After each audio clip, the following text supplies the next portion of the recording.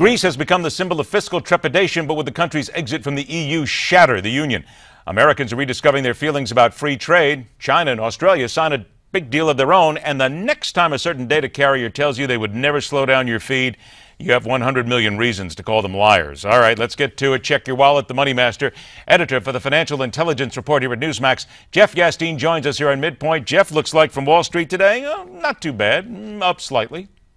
Yeah, the market was down early in the day, and then we haven't mentioned the Fed for what, 2 or 3 days now, and I wasn't here last week. Well, the Fed wrapped up their June meeting. This is the Federal Open Markets Committee, and no surprise, they did not announce any sort of rate increase.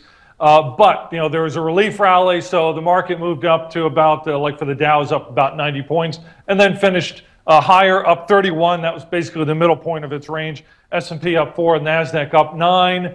And the key thing out of this Fed meeting, Ed, is that they do a survey of all the other members in the room, and it's put into a little data plot. They call it the dot plot.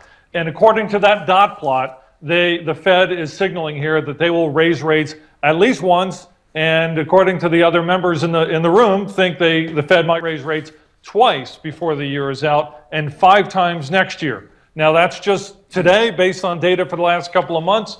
We'll see what happens at the July meeting, but that's what the Fed is saying so far coming out of this meeting, wrapping up today. All right, I got about 90 seconds left. 3 things I want to get a quick comment from you. The New York Times says the Greek exit would shake, but most likely not shatter the Eurozone. You agree or disagree?